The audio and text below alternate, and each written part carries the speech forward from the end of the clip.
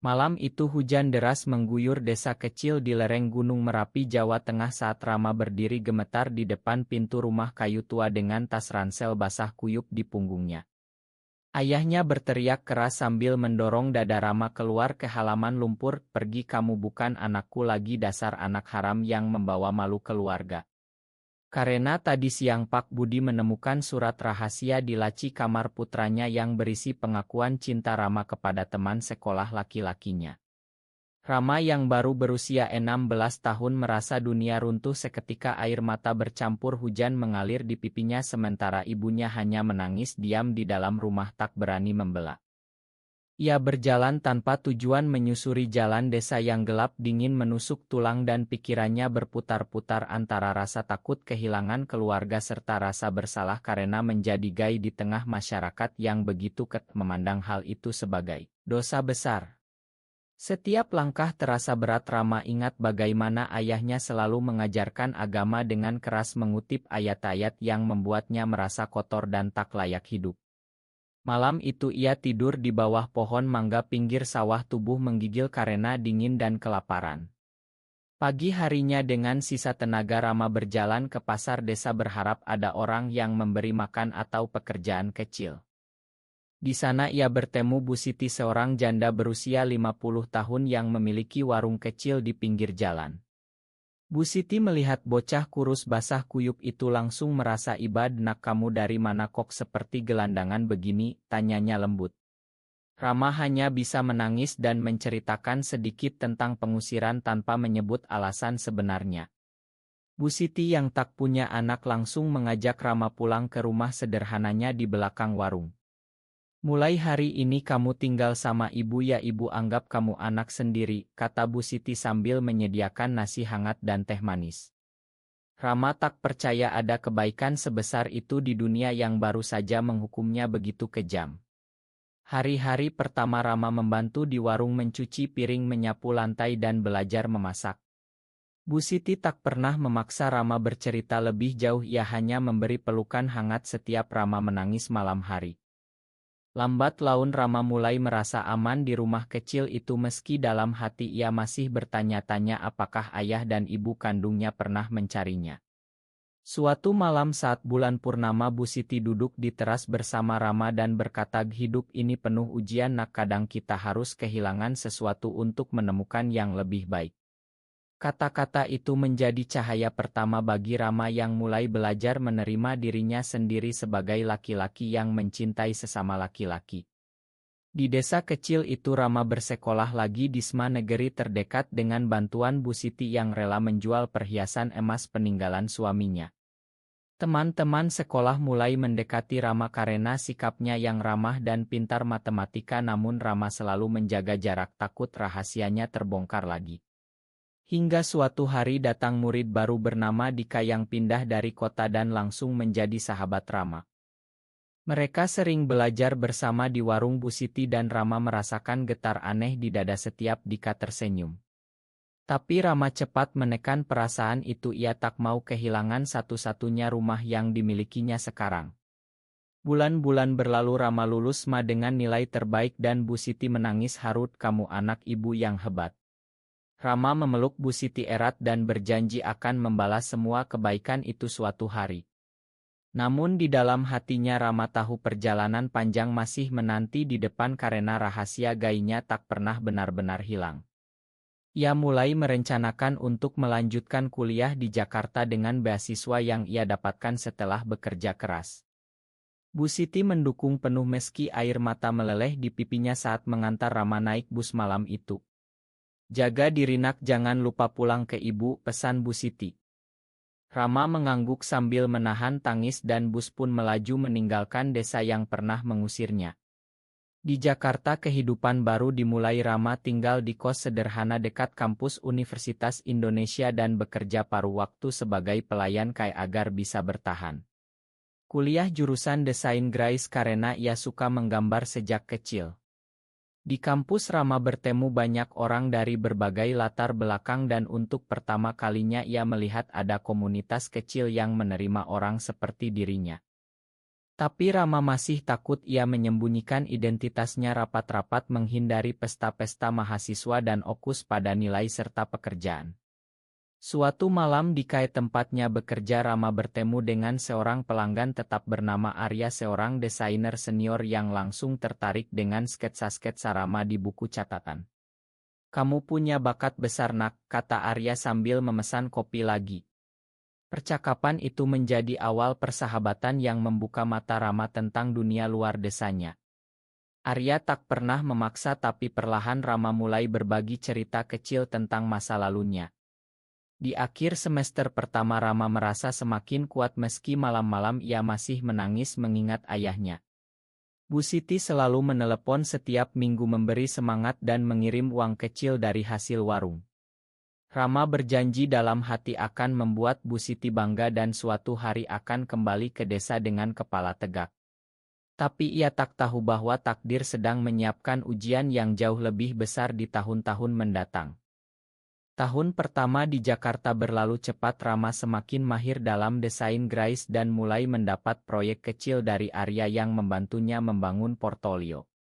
Persahabatan dengan Arya berkembang menjadi sesuatu yang lebih dalam. Tanpa Rama sadari, Arya adalah gay yang sudah terbuka dan hidup bahagia dengan pasangannya di apartemen mewah. Suatu hari Arya mengajak Rama ke khusus komunitas kecil di Jakarta Selatan. "Di sini kamu boleh jadi diri sendiri tanpa takut," kata Arya lembut. Rama ragu tapi akhirnya datang, dan untuk pertama kalinya ia bertemu dengan orang-orang yang mengalami hal sama dengannya. Ada yang diusir keluarga, ada yang masih menyembunyikan, ada yang sudah bahagia. Cerita mereka membuat Rama menangis diam-diam di sudut kai. Di sana Rama bertemu Dika lagi. Kebetulan Dika juga kuliah di Jakarta dan ternyata menyimpan rahasia yang sama. Pertemuan itu membuat hati Rama berdegup kencang. Mereka mulai sering bertemu, belajar bersama dan berbagi mimpi. Dika yang lebih berani mulai mengajak Rama jalan-jalan malam di Monas atau makan malam murah di pinggir jalan. Rama merasa bahagia untuk pertama kalinya sejak diusir, tapi ia selalu ingat janji pada diri sendiri untuk tidak terlalu dekat. Suatu malam di kos Rama, Dika memegang tangan Rama dan berkata, "Aku suka kamu Rama dari dulu sejak SMA." Rama terkejut mundur dan menangis. "Aku takut Dika, aku takut kehilangan segalanya lagi." Dika memeluk Rama erat tanpa paksaan. "Kita bisa pelan-pelan, aku akan tunggu sampai kamu siap." Malam itu Rama tak bisa tidur. Ia memikirkan Bu Siti, ayah kandungnya, dan Tuhan yang selalu diajarkan ayahnya. Krisis identitas semakin dalam. Rama mulai bertanya-tanya apakah ia pantas bahagia. Pagi harinya Rama menelepon Bu Siti dan menceritakan sedikit tentang Dika. Bu Siti hanya diam sejenak lalu berkata, "Ibu sayang kamu apa adanya nak, asal kamu bahagia dan tidak menyakiti orang lain." Kata-kata itu menjadi kekuatan baru bagi Rama. Semester kedua Rama mulai berani ikut komunitas kecil kampus dan belajar menerima dirinya. Ia mendapat beasiswa penuh dari perusahaan desain karena portofolio yang dibantu Arya. Hidup mulai membaik. Rama pindah ke kos lebih layak dan bahkan bisa mengirim uang ke Bu Siti setiap bulan. Tapi di tengah kebahagiaan itu datang kabar buruk dari desa. Ibu kandungnya sakit parah dan ayahnya tak mau membiayai pengobatan karena masalah ekonomi. Rama langsung pulang kampung dengan bus malam, tiba di desa pagi hari. Ayahnya masih marah tak mau bertemu, tapi ibunya memeluk Rama lemah di rumah sakit kecil. "Makan ayahmu nak, ia tak tahu apa yang ia lakukan," bisik ibunya. Rama menghabiskan tabungannya untuk operasi ibu dan tinggal seminggu di rumah Bu Siti. Selama itu Dika menelepon setiap hari memberi semangat. Saat Rama kembali ke Jakarta ia merasa lebih dewasa dan siap menghadapi masa depan. Arya menawarkan magang di perusahaan desain besar dan Rama menerima dengan senang hati. Di tempat magang Rama bekerja keras, belajar dari pagi sampai malam dan perlahan namanya dikenal sebagai desainer muda berbakat. Hubungannya dengan Dika semakin dekat, mereka mulai jalan resmi meski masih rahasia dari keluarga. Rama sering bertanya pada diri sendiri apakah ini benar, tapi setiap kali melihat senyum Dika semua keraguan hilang. Bu Siti datang berkunjung ke Jakarta sekali dan bertemu Dika langsung menyukai pemuda itu. Dia baik nak, cocok buat kamu, katanya pelan. Tahun kedua kuliah Rama lulus dengan predikat cum laude dan langsung diterima kerja di agensi iklan ternama dengan gaji besar.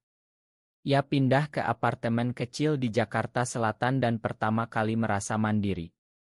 Tapi kesuksesan tak datang tanpa ujian. Suatu proyek besar membuat Rama bertemu klien homobik yang hampir membuatnya dipecat karena sikapnya yang terlalu lembut. Arya dan Dika membantu Rama melewati masa sulit itu, mengajarinya cara membela diri tanpa kekerasan. Di akhir tahun Rama memutuskan untuk membuka usaha desain kecil sendiri dengan modal dari tabungan dan pinjaman kecil. Bu Siti menjual sebidang tanah warisan untuk membantu dan Rama berjanji akan membalasnya. Bisnis mulai berkembang. Rama merekrut beberapa karyawan dan mulai terkenal di kalangan anak muda Jakarta. Dika yang kini menjadi guru SMA juga mendukung penuh. Mereka sering menghabiskan akhir pekan bersama di apartemen atau jalan-jalan ke pantai. Rama merasa hidupnya hampir sempurna, tapi bayang-bayang desa dan ayahnya masih menghantui. Suatu hari surat dari desa datang. Ayahnya sakit keras dan meminta maaf secara tidak langsung melalui ibu. Rama menangis semalaman, memutuskan untuk pulang lagi tahun depan. Tahun ketiga bisnis Rama berkembang pesat. Ia mendapat klien dari perusahaan besar dan bahkan diundang ke pameran desain di Bali. Di sana Rama membawa Dika secara rahasia. Mereka menghabiskan malam romantis di pantai sambil berpegangan tangan di bawah bintang-bintang. "Kamu adalah rumahku sekarang," bisik Rama ke Dika. Tapi kebahagiaan itu terganggu saat Arya memberi tahu bahwa ada mantan teman sekolah Rama yang kini bekerja di Jakarta dan menyebarkan rumor tentang masa lalu Rama di desa. Rumor itu menyebar pelan di kalangan komunitas dan Rama mulai mendapat tatapan aneh dari beberapa klien. Krisis kepercayaan diri kembali. Rama hampir menyerah dan ingin tutup usaha. Dika yang setia menemani Rama setiap malam. "Kita hadapi bersama, aku tak akan pergi," katanya sambil memeluk Rama yang menangis. Bu Siti datang lagi ke Jakarta dan memberi nasihat bijak. "Nak, hidup bukan tentang apa yang orang katakan tapi apa yang kamu percaya tentang dirimu." Kata-kata itu membangkitkan semangat Rama. Ia memutuskan untuk berterus terang kepada tim kerjanya dan ternyata banyak yang mendukung. Bisnis bangkit kembali bahkan lebih kuat. Di tengah itu Rama mendapat undangan renisma di desa dan ia ragu apakah harus datang. Dika mendorong, "Di ini saatnya kamu hadapi masa lalu, nak." Rama akhirnya pulang dengan Dika menyamar sebagai teman bisnis. Di reni ayahnya tak hadir tapi banyak teman lama yang kaget melihat Rama sukses. Salah satu teman lama yang dulu dekat dengan Rama kini sudah menikah dan punya anak. Mendekati Rama, "Kamu berubah banyak ya dulu," katanya. "Kamu," tapi Rama memotong dengan senyum, "Dulu adalah dulu, sekarang aku bahagia." Malam itu Rama bertemu ayahnya secara tak sengaja di pasar desa. Ayahnya terlihat tua dan lemah. "Kamu pulang?" tanya ayahnya pelan. Rama hanya mengangguk dan pergi tanpa kata. Kembali ke Jakarta Rama merasa lebih ringan meski luka lama belum sembuh total. Bisnisnya semakin besar. Rama membuka cabang kecil di Surabaya dan mulai menyumbang untuk komunitas yang mendidik anak-anak desa tentang penerimaan diri. Dika melamar Rama secara sederhana di apartemen mereka dengan cincin perak biasa. "Aku ingin kita bersama selamanya." Rama menerima dengan air mata bahagia. Mereka merayakan secara kecil dengan Arya dan Bu Siti yang datang khusus. Tapi kebahagiaan itu kembali diuji saat ibu kandung Rama meninggal dunia dan ayahnya menolak Rama datang ke pemakaman karena malu. Rama menangis di pelukan Dika sepanjang malam merasa dunia lagi-lagi kejam. Bu Siti yang kini semakin tua sakit ringan dan Rama memutuskan membawa Bu Siti tinggal di Jakarta agar bisa dirawat.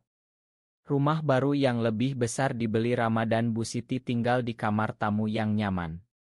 "Ibu bangga sama kamu, nak," kata Bu Siti setiap hari.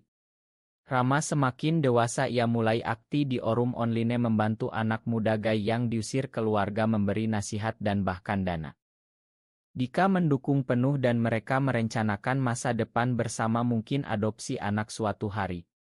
Di tahun kelima Rama diundang sebagai pembicara di acara Desain Nasional dan ia berani bercerita sedikit tentang perjalanan hidupnya tanpa menyebut orientasi secara langsung. Aplaus meriah membuat Rama merasa hidupnya bermakna. Tapi di dalam hati Rama tahu saatnya pulang ke desa untuk menghadapi ayahnya sekali lagi.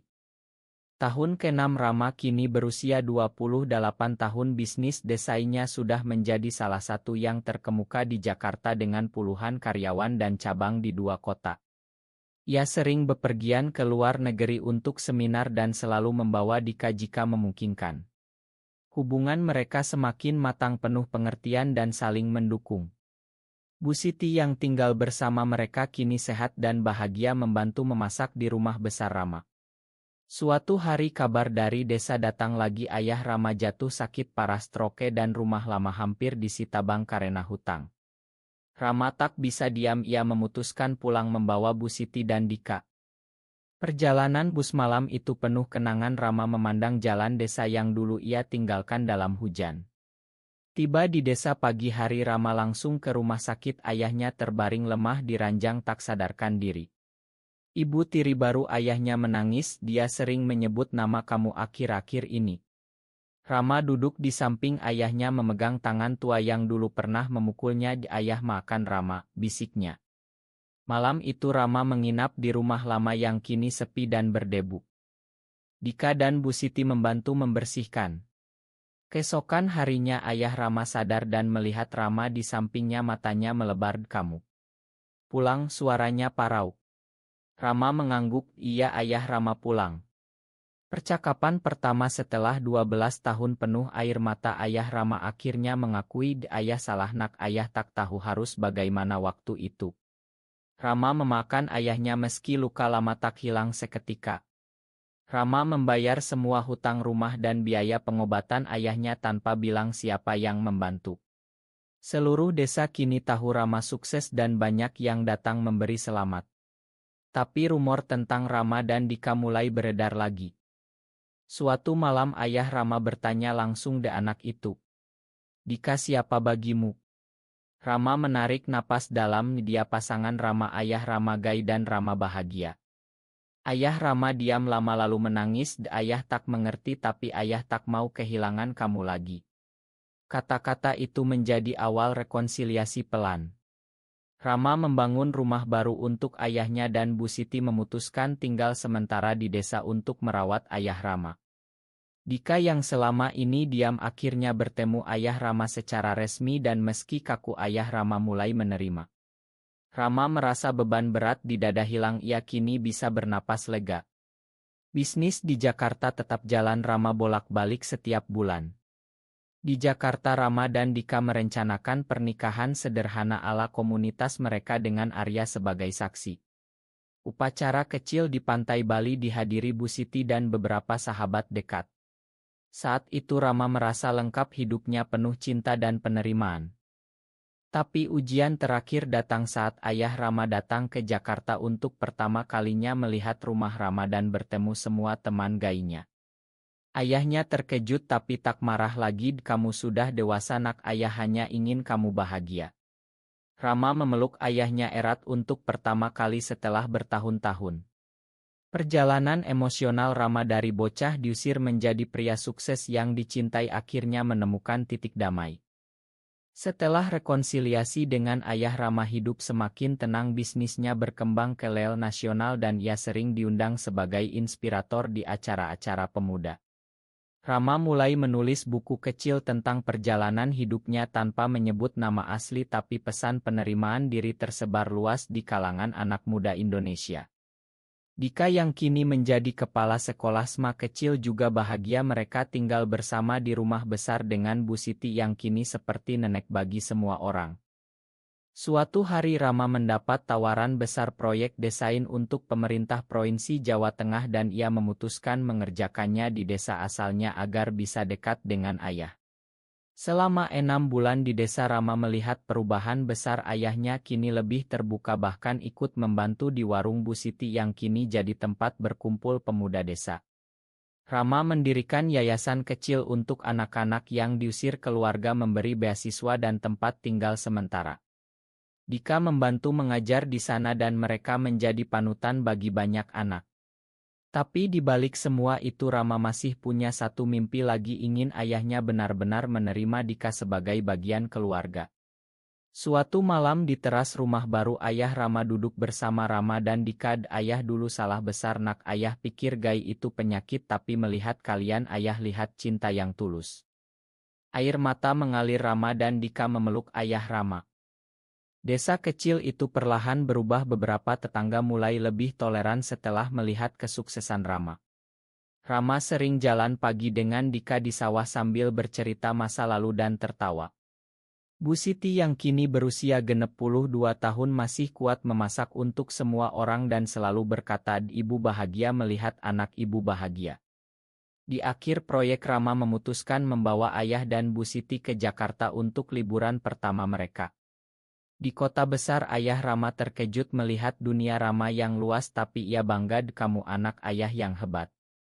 Kembali ke desa, Rama dan Dika merayakan ulang tahun pernikahan mereka secara sederhana dengan keluarga besar yang kini sudah menerima. Rama merasa perjalanan panjangnya dari pengusiran ke penerimaan akhirnya selesai. Tapi ia tahu perjuangan masih ada bagi banyak orang lain dan ia berjanji akan terus membantu.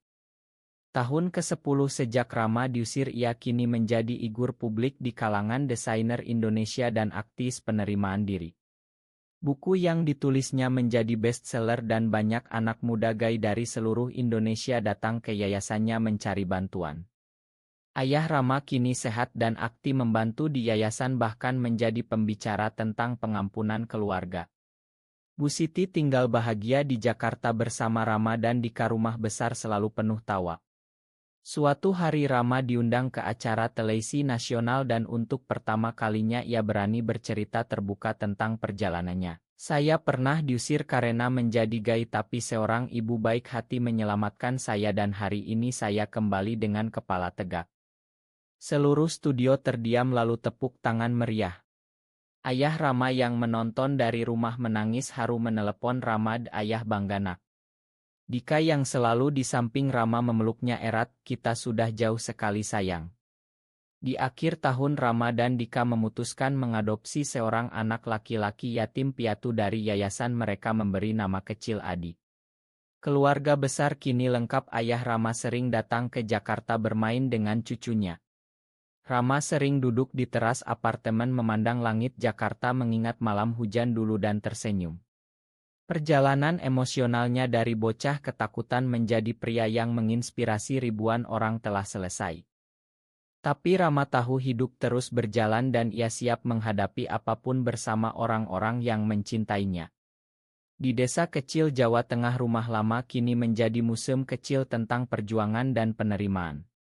Rama pulang setiap tahun mengajak Adi bermain di sawah dan menceritakan cerita masa kecilnya.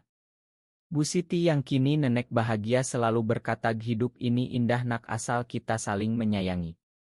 Rama memandang Dika dan anaknya lalu tersenyum dalam hati.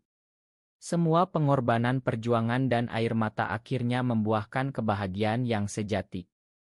Apakah benar bahwa keluarga yang pernah menolak kita karena orientasi seksual pantas mendapat pengampunan penuh setelah melihat kesuksesan kita, atau justru pengampunan itu harus datang tanpa syarat kesuksesan?